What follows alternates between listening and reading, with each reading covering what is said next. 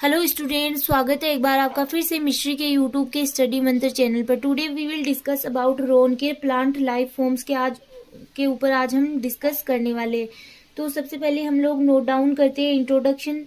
Temperature समस्त environmental factors में सर्वाधिक इम्पोर्टेंट फैक्टर होता है। मतलब आपके पास अगर मल्टीपल चॉइस क्वेश्चन आ जाए और उसके अंतर्गत आपको पूछा जाए कि सर्वाधिक इन्वायरमेंट को प्रभावित करने वाला फैक्टर कौन सा है, उसके अंतर्गत आपको कोई कितने भी फैक्टर दिए हुए हो बट उनमें आपको जो करेक्ट आंसर है वो टेम्परेचर ही करना रहता है। एटमॉस्फेरिक मॉइस्चर एंड टेम्परेचर अर्थ पर पाए जाने वाले डिफरेंट प्लांट्स के डिस्ट्रीब्यूशन को इफेक्ट करते हैं। किसी कम्युनिटी की प्लांट स्पीसीज को इनकी कुछ सामान्य दिखाई देने वाली स्ट्रक्चर एंड ग्रोथ के आधार पर कई लाइफ फॉर्म्स में समूहित किया जा सकता है। वेजिटेशन के लाइफ फॉर्म्स वहाँ की जलवायु के कुछ इंडिकेटर होते हैं। ये विचार रोनकेयर ने दिया। तो ये था किसका विचार? रोनकेयर का विचार। अब अगर मैं इसके जनरल इंट्रोडक्शन के बारे में आपको और बताऊं तो जो रोनकेयर प्रणाली है उसमें लाइफ फॉर्म्स सीरीज का उपयोग करके इन्होंने क्या किया, प्लांट्स को वर्गीकृत किया, जिन्हें क्या कहा जाता है, इनका अगर फुल नेम देखें तो हमें जिन्हें डेनिस बोटेनिस्ट क्रिस्टन सी रोनकेयर इन्हें कहा जाता है। तो बाद में क्या किया, अनेक जो और साइंटिस्ट आए उन्होंने इनका और विस्तार किया। इनकी लाइफ फॉर्म्स, इनके द्वारा दिया गया जो क्लासिफिकेशन है उसके अंतर्गत और करेक्शन किया गया और इसको विस्तारित किया गया। इन्होंने सबसे पहले 1904 में जो बोटेनिकल सोसाइटी है उसके समक्ष अपनी जो लाइफ फॉर्म्स है उनको प्रस्तावित किया था। इनके बाद में एक साइंटिस्ट और आए नेक्स्ट ईयर, जो फ्रेंच नामक साइंटिस्ट है, उन्होंने भी अपना वर्गीकरण प्रस्तुत किया। बट हमको रोनकेयर का ही प्लांट लाइफ फॉर्म्स स्टडी करनी है तो हम वहीं स्टडी करेंगे। प्लांट्स के अनफेवरेबल कंडीशन में स्वयं को जीवित रखने के लिए चिरस्थायी अंग बन जाते हैं, जिसके प्रकारों के आधार पर रोनकेयर ने इन डिफरेंट टाइप चिरस्थायी अंगों को लाइफ फॉर्म्स नाम दिया एंड प्लांट्स को डिफरेंट लाइफ फॉर्म्स के फॉलोइंग ग्रुप में क्लासिफाई किया। इन्होंने जो क्लासिफिकेशन दिया उसमें क्या दिया कि 9 टाइप के लाइफ फॉर्म्स प्रस्तुत की। आप यहाँ से छोड़ो, जो मैं बोल रही हूँ आपको वो नोट डाउन करना है। जैसे फर्स्ट है उसमें आता है फेनेरोफाइट, सेकंड और थर्ड में आ जाता है आपके चामेफाइट, और फोर्थ में आ जाता है आपके हेमिक्रिप्टोफाइट, फिर फिफ्थ और सिक्स्थ में आ जाता है आपके जियोफाइट, 7 में आ जाता है आपके फिफ्थ और सिक्स्थ में आ गया आपके जियोफाइट, 7 में आ जाएगा आपके हेलोफाइट, और 7 में हेलोफाइट, और 8 9 में आ जाएगा आपके हाइड्रोफाइट। तो हाइड्रोफाइट और जिसे मतलब जो थेरोफाइट और इपीफाइट है वो दिखाई नहीं गई, मतलब उनका क्लासिफिकेशन उनको नहीं बताया गया है। बाकी ये इनके अंतर्गत ही आ जाते हैं। फर्स्ट हम नोट डाउन करेंगे फेनेरोफाइट्स। इन ग्रुप्स की परमानेंट बर्ड्स प्लांट्स की ब्रांचेज ईटीसी पर प्रेजेंट होती है तथा अनफेवरेबल कंडीशन में इन्वायरमेंट में बनती है। इसके अंतर्गत आने वाले, यहाँ पे लिखा हुआ है आने वाले प्लांट प्राय ट्रीज है, creepers and some epiphytes ATC आते हैं। प्लांट हाइट के आधार पर इन्हें 3 क्लासेस में क्लासिफाई किया गया है।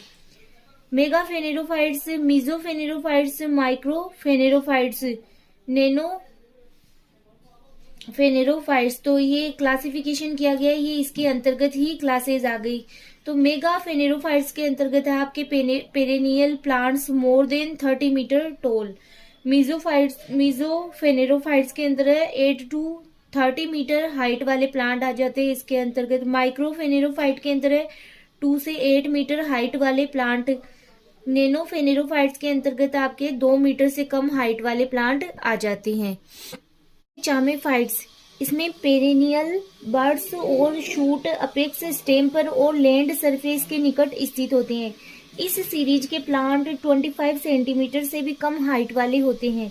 तो जो चामेफाइट्स के अंतर्गत आने वाले प्लांट्स है उनकी कलियां क्या होती है, जो बर्ड्स होती है वो सोइल की सतह के ऊपर होती है। इन्हें मुख्यतः 4 क्लासेस में डिवाइड किया गया है। ठीक है, और अगर और इनके अंतर्गत हम लोग बात करें चामेफाइट्स के अंतर्गत, तो इस प्रकार के पौधे पाए जाते हैं जो कम उगने वाली झाड़ियाँ होती है वो इसके अंतर्गत आती है, जो जिनकी कलियाँ होती है वो एयर से बचने के लिए मिट्टी की सतह के पास होती है, ठीक है। और जो अनफेवरेबल कंडीशन होती है, अनफेवरेबल इन्वायरमेंट होता है, तो उनकी जो बर्ड्स होती है, कलियाँ होती है, वो जो डेड लीव्स होती है या बर्फ से सुरक्षित रहती है। वो अलग अलग क्लासेस में हम अभी स्टडी भी करेंगे। तो फिर है आपके चामेफाइट्स को निम्न क्लासेस में क्लासिफाई किया गया है। सबसे पहला है आपके सब फ्रक्टिकोज। इसमें बर्ड्स डेड प्लांट फॉसिल से ढकी हुई सेफ रहती है। फॉर एग्जाम्पल है क्रायोफाइलेसी, लेगुमिनेसी, ये फैमिली के मेंबर्स आ गए इसके अंतर्गत। तो सब फ्रक्टिकोज चामेफाइट है, उसके अंतर्गत जो डेड प्लांट्स है उनके अवशेष द्वारा जो बर्ड्स है वो सुरक्षित रहती है, ठीक है। ये आपके कैरियोफिलेसी है, कैरियोफिलेसी और लेगुमिनेसी। नेक्स्ट है आपके पेसिव चामेफाइट्स। पेसिव चामेफाइट्स का मीनिंग होता है कि जो वो निष्क्रिय चामेफाइट्स, इसमें क्या होता है कि जो अंकुर होते हैं वो जमीन की सतह पर पड़े रहते हैं। जिसके अंतर्गत उदाहरण की बात करें तो हम हो गया इसका जो सेक्सीफरगा है, पॉलीगोनम है और सेडम इसी में शामिल होते हैं। शूट लैंड सरफेस पर पाए जाते हैं। फॉर एग्जाम्पल है सेडम और सेक्सीफरगा। एक्टिव चामेफाइट्स, जो सक्रिय चामेफाइट्स, इसके अंतर्गत आपके आ जाएंगे जो बर्ड्स होती है वो जमीन पर पड़ी रहती है और बर्फ से सुरक्षित रहती है। उदाहरण में इनके उग जाएगा एक तो विनका, आप लिख सकते हो, अगर इसमें एग्जाम्पल नहीं लिखा हुआ तो विनका। बर्ड्स लैंड पर आइस द्वारा अनफेवरेबल कंडीशन में कवर रहती है। फॉर एग्जाम्पल हो गया इसका विनका। फिर आपके कुशन चामेफाइट्स, फॉर एग्जाम्पल है एजोरेला, और इसके अंतर्गत आप लिखना चाहो तो लिख सकते हो कुशन चामेफाइट्स के अंतर्गत जो मतलब अंकुर होते हैं वो एक दूसरे से काफी सटे हुए पाए जाते हैं, जो चामेफाइट्स से हेमिक्रिप्टोफाइट्स की ओर संक्रमण अवस्था को दर्शाते हैं। उदाहरण में हो ही गया आपके एजोरेला इसका। फिर आपके थर्ड आ गया हेमिक्रिप्टोफाइट्स। ये प्राय कूल एंड, ये थर्ड है, इसके बाद में जैसे सेकंड हमने चामेफाइट पढ़ लिया, थर्ड आ गया आपके हेमिक्रिप्टोफाइट्स। ये प्राय कूल एंड टेम्परेट भागों में मिलते हैं। इनकी बर्ड्स लैंड सरफेस के नीचे कवर होती है, जिन्हें सोइल के द्वारा प्रोटेक्शन मिलता है। फोर्थ आपके क्रिप्टोफाइट्स। इनमें birds and shoot apex land के अंदर होते हैं। अब आपके क्रिप्टोफाइट्स को निम्न क्लासेस में क्लासिफाई किया गया है। जियोफाइट्स है, हेलोफाइट्स है, हाइड्रोफाइट्स है। ये इसके अंतर्गत ही आ गए आपके। जो जियोफाइट है, हेलोफाइट है और हाइड्रोफाइट है, ये तीनों ही इसके अंतर्गत ही आपके स्टडी करना रहता है आपको क्रिप्टोफाइट के अंतर्गत ही। सबसे पहले आपके जियोफाइट्स, ये अंडरग्राउंड परमानेंट बर्ड्स युक्त प्लांट होते हैं। इनके भी निम्न टाइप होते हैं। अब इनके भी निम्न टाइप दे रखे आपके rhizome geophyte, stem tuber geophyte, bulb geophyte, root tuber geophyte. तो इसके ये टाइप्स हो गए या फिर इसकी क्लासेस मान सकते हो आप। नेक्स्ट आपके बी हेलोफाइट्स। हेलोफाइट्स क्या होते हैं? जो कि मार्स प्लांट्स होते हैं वो हेलोफाइट्स के अंतर्गत आ जाएंगे। हाइड्रोफाइट्स के अंतर्गत जो एक्वेटिक प्लांट्स है वो हाइड्रोफाइट्स के अंतर्गत आ जाएंगे। फॉर एग्जाम्पल है निलंबो है, आइकोनिया है, ये सब इसके अंतर्गत आ जाएंगे। नेक्स्ट आपके थेरोफाइट्स। अगर थेरोफाइट्स की हम लोग बात करें तो इसमें ऐसे प्लांट्स आते हैं जो गर्म शुष्क वातावरण में पाए जाते हैं, मतलब ग्रीष्म काल में मिलने वाले पौधे इसके अंतर्गत आते हैं। लगभग ऑलमोस्ट 6% प्लांट्स है वो थेरोफाइट्स के अंतर्गत ही आते हैं। इनकी विशेषताएं, इनकी जो सीड कोट होता है, वो जो एम्ब्रियो होता है वो चरम स्थितियों से बचाता है। थेरोफाइट का सीड होता है वो, सीड कोट होता है वो। और इनके अंतर्गत क्या होता है कि इनके सीड होते हैं वो लगभग पैसिव स्टेज में ही पाए जाते हैं, जिनमें कि जो मेटाबॉलिज्म होता है वो न्यूनतम होता है। ओनली 10 to 15% ही इनके अंतर्गत जल पाया जाता है। तो ये हो गए आपके थेरोफाइट्स। इस ग्रुप के अंतर्गत एनुअल प्लांट आते हैं जो अनफेवरेबल कंडीशन में बीजीय रूप से जीवित रहते हैं। फिर आपके हैं सुकुलेंट्स। इस क्लास में डिफरेंट कैक्टाई यूफोर्बिया की सम स्पीसीज में प्राय स्टेम सुकुलेंट एंड लीफ के समान स्ट्रक्चर में मॉडिफाइड हो जाते हैं। ये इसके अंतर्गत ही है, थेरोफाइट्स के अंतर्गत ही। फिर आपके epiphytes. Epiphytes similar as phanerophytes है यहाँ पे, similar as phanerophytes but special type की जलवायु से रिलेटेड कैरेक्टर के आधार पर ही इनको डिफरेंट क्लासेस में रखा। अब हम लोग अगर डायग्राम को देखें तो मैंने कहा था कि जो थेरोफाइट्स है वो और इपीफाइट्स है वो शोन नहीं किए गए, आर नॉट शोन। तो जो रोनकेयर ने डायग्राम दिया जो उसके अंतर्गत ये दोनों शोन नहीं किए गए, उन्होंने डायरेक्ट ही ये 9 क्लासेस एक साथ बता दिए। तो यहाँ पे आपके नंबरिंग भी की हुई गई, जैसे कि फर्स्ट नंबर के अंतर्गत आपके फेनेरोफाइट्स, सेकंड और थर्ड के अंतर्गत आपके आगे चामेफाइट्स, फिर फोर्थ के अंतर्गत आपकी है हेमिक्रिप्टोफाइट्स, और फिर 5 और 6 के अंतर्गत आपके आ गया जियोफाइट, 7 के अंतर्गत हेलोफाइट, और 8 और 9 के अंतर्गत है आपके हाइड्रोफाइट प्लांट आ गए। तो ये यहाँ पे आपको आई थिंक क्लियर नहीं दिखाई दे रहा है, तो आप इसको गूगल सर्च करके इस इमेज को अच्छे से वहां से देख सकते हैं। और आई होप इतनी मेहनत तो आप भी कर सकते हैं, क्योंकि ये डायग्राम आई थिंक आपको नहीं समझ में आएगा तो इसको आप गूगल से नोट डाउन कर सकते हो।